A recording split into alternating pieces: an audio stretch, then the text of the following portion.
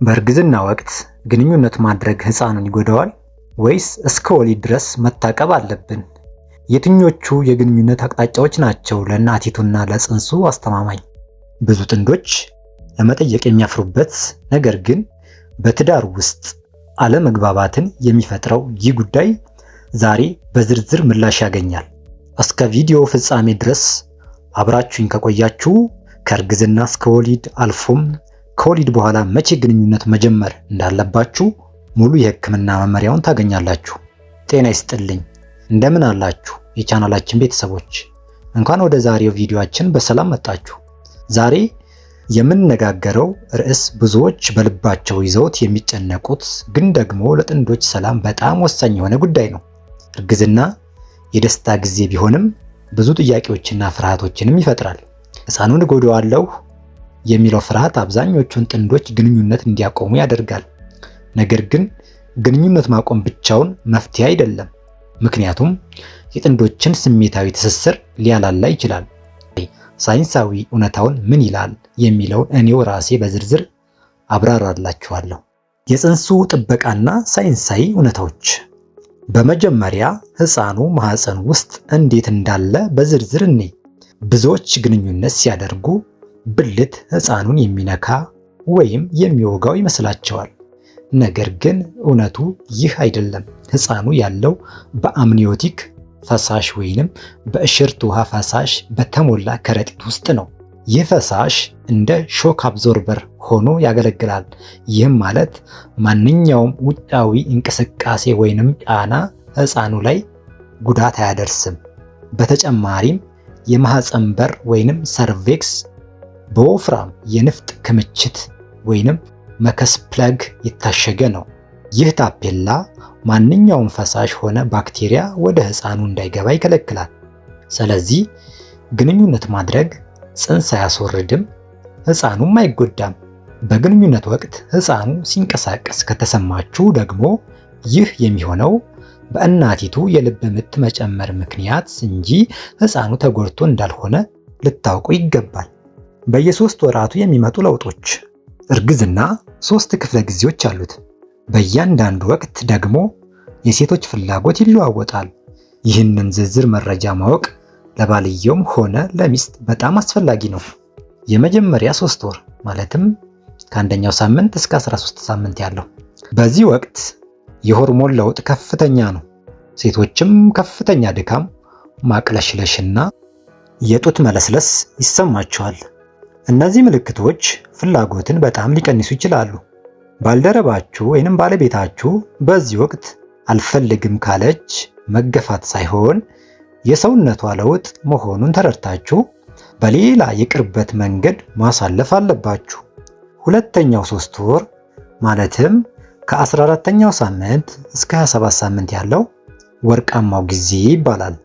ማቅለሽለሹ ይጠፋል፣ ሰውነት እርግዝናውን ይለምደዋል። በዳሌ አካባቢ የደም ዝውውር ስለሚጨምር ሴቶች ከፍተኛ የፍላጎት መጨመር እና እርካታ ሊሰማቸው ይችላል። በዚህ ወቅት ግንኙነት ማድረግ ለጥንዶች በጣም አስደሳች የሚሆኑበት ጊዜ ነው። ሶስተኛው 3 ወር ማለትም ከ28ኛው ሳምንት እስከ 40ኛ ሳምንት ያለው ሆድ በጣም ይገፋል። የጀርባ ህመምና የትንፋሽ ማጠር ሊኖር ይችላል። ፍላጎት ቢኖር እንኳ አካላዊ ምቾት ማጣት ትልቅ እንቅፋት ይሆናል። አስተማማኝ የግንኙነት አቅጣጫዎች ወይንም ፖዚሽንስ።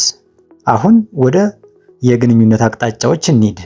ሆድ እየገፋ ሲመጣ የቆዩ የግንኙነት አቅጣጫዎች ምቾት አይሰጡም። እዚህ ጋር ጥንቃቄ የሚሹ 4 ነጥቦችን እነግራችኋለሁ። የመጀመሪያው ጎን ለጎን መተኛት ወይንም ስፑኒንግ። ሁለቱም ጥንዶች ወደ አንድ አቅጣጫ ዞረው በጎን መተኛት። ይህ በሆድ ላይ ምንም ጫና ስለማይፈጥር ለሶስተኛው ክፍለ ጊዜ ምርጥ ነው። ሁለተኛው ሴቷ በላይ ላይ ወይንም ወሜን ኦን ቶፕ የምንለው ሲሆን ሴቷ የጫናውን ጥልቀትና ፍጥነት ለመቆጣጠር ያስችላታል። ሆድ እየገፋ ሲመጣም ለሆዷ ምቹ ቦታ እንድታገኝ ይረዳታል። ሶስተኛው ባልጋ ጠርዝ ላይ ሴቷ ባልጋው ጠርዝ ላይ ተኝታ እግሮቿን መሬት ላይ በማድረግ ይህ አቀማመጥ ለሁለቱም ወገን ቀላል እንቅስቃሴ ለማድረግ ያስችላል። አራተኛው ትልቅ ማስጠንቀቂያ፣ ከ20 ሳምንት በኋላ ለረጅም ጊዜ በጀርባ መተኛት አይመከርም። ምክንያቱም የማህፀን ክብደት ዋናውን የደም ስር ወይንም ቬና ካቫ ስለሚጫነው ለእናቲቱ የመፍዘዝ ስሜት ሊያመጣና ወደ ጽንሱ የሚሄደውን ደም ሊቀንስ ይችላል። ሌላው ብዙዎች የሚጠይቁት ጥያቄ እስከ ስንት ወር የሚለውን ነው። እውነታው ግን እርግዝናው ጤናማ እስከሆነ ድረስ እስከ መጨረሻው ቀን ወይም ምጥ እስከሚጀምርበት ሰዓት ድረስ ግንኙነት ማድረግ ይፈቀዳል። እንዲያውም በመጨረሻው ወር ግንኙነት ማድረግ ጥቅሞች አሉት። በወንድ የዘር ፍሬ ፈሳሽ ውስጥ የሚገኘው ፕሮስታግላንዲን የተባለው ሆርሞን የማህፀን በር እንዲለሰልስና ለወሊድ እንዲዘጋጅ ያግዛል። ይህ ምጥ በተፈጥሯዊ መንገድ እንዲጀምር ትልቅ አስተዋጽኦ ሊያደርግ ይችላል። ግንኙነት የሚቆመው የሽርት ውሃ ሲፈስ ወይም ምጥ ሲጀምር ብቻ ነው። ከወሊድ በኋላ መቼ እንጀምር? ይህ ሌላኛው ትልቅ ጥያቄ ነው። ከወሊድ በኋላ ቢያንስ ከ4 እስከ 6 ሳምንታት ወይም የ40 ቀን ጊዜ መጠበቅ ያስፈልጋል።